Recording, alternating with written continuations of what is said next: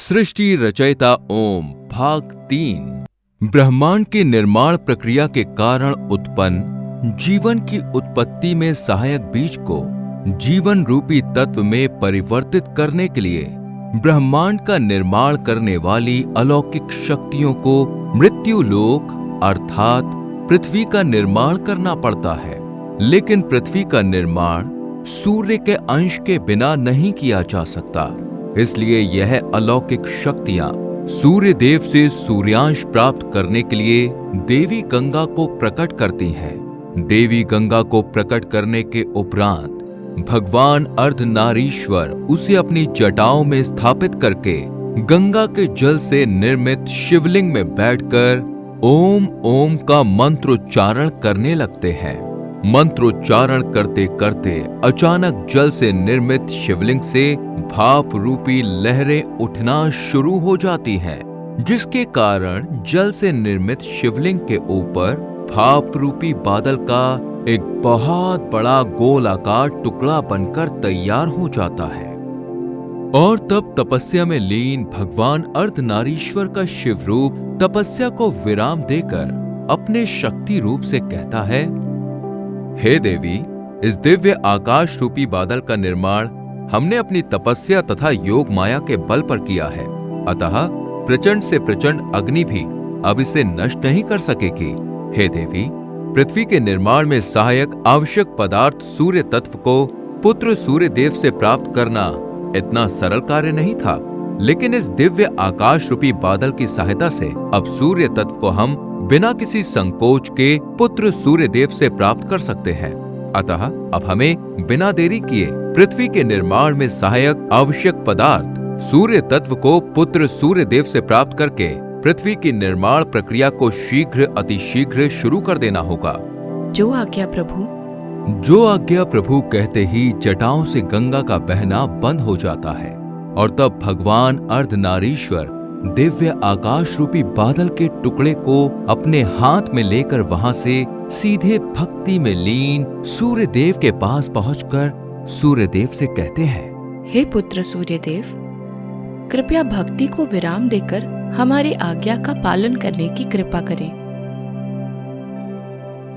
हे माता जननी, कृपया आदेश दीजिए। हे पुत्र सूर्यदेव, जीव संसार की रचना को उजागर करने के लिए मृत्युलोक अर्थात पृथ्वी का निर्माण किया जाना है, और पृथ्वी का निर्माण करने के लिए हमें सूर्य तत्व की आवश्यकता है। इसलिए कृपया एक अंजलि भर सूर्य तत्व इस दिव्य आकाश रूपी बादल में प्रवाहित करने की चेष्टा करें। जो आज्ञा माता जननी।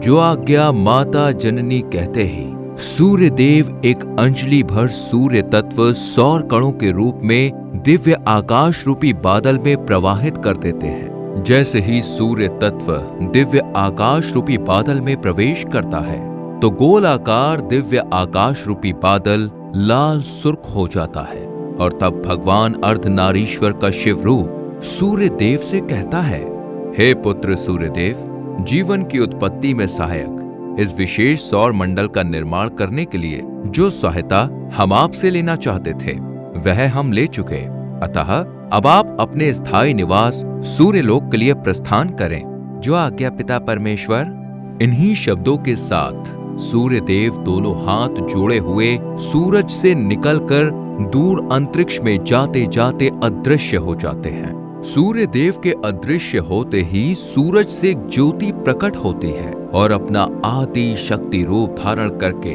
भगवान अर्धनारीश्वर से कहती है, हे प्रभु, जीवन की उत्पत्ति में सहायक जिस विशेष सौरमंडल की रूपरेखा का निर्माण किया गया है उसमें अब केवल मृत्युलोक अर्थात पृथ्वी की उत्पत्ति की जानी है, और पृथ्वी की उत्पत्ति के लिए इस दिव्य आकाश रूपी बादल में प्राप्त सूर्य तत्व को इसके निर्धारित स्थान पर ले जाकर स्थापित करना होगा।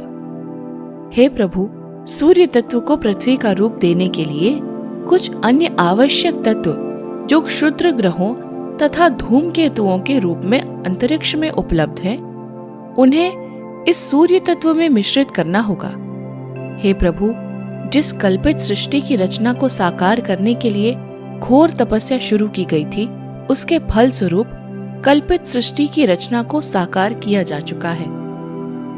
इसलिए कृपया आप मुझे भी अपनी पूर्व अवस्था में वापस जाने की अनुमति प्रदान करें, ताकि मैं पृथ्वी पर भिन्न भिन्न रूपों में अवतरित होकर मानव कल्याण के कार्यों में आपकी सहायता कर सकूं। हे प्रकृति की प्रतीक पराशक्ति, आप इस ब्रह्मांड की सर्वोच्च शक्ति हैं और आप पूर्ण रूप से स्वतंत्र हैं, क्योंकि आप इस ब्रह्मांड की स्वामिनी हैं। हे परम पवित्र शक्ति, आपकी कृपा से ही सृष्टि की उत्पत्ति संभव हो पाई है। अतः सृष्टि के कल्याणार्थ तथा पुनः अवतरित होकर संसार जगत का मार्गदर्शन करने के लिए आपका वापस अपनी पूर्व अवस्था में जाना अति आवश्यक है। इसलिए अब आप वापस अपनी पूर्व अवस्था में जाने की कृपा करें।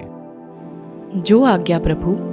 जो आज्ञा प्रभु कहते ही माता आदि शक्ति वहां से अदृश्य हो जाती है।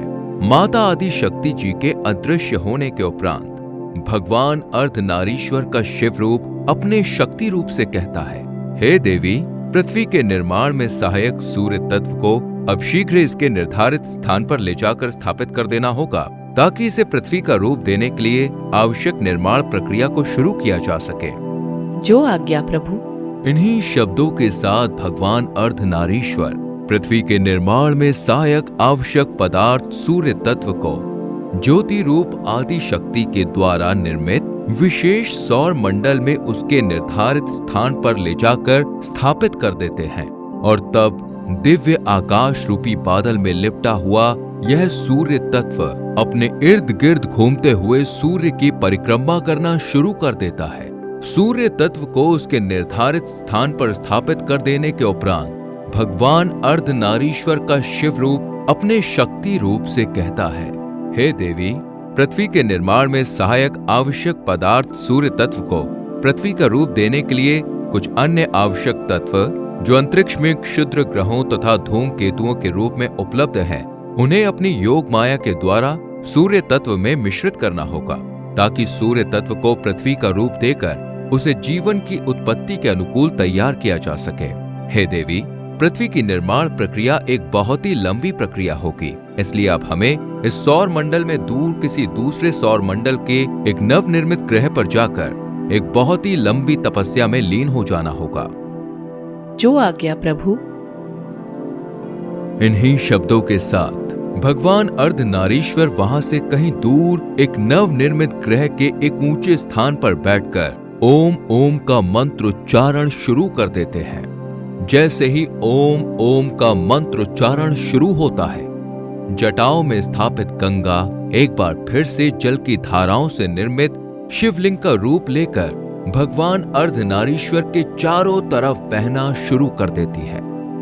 भाग 3 समाप्त। जय सिया राम।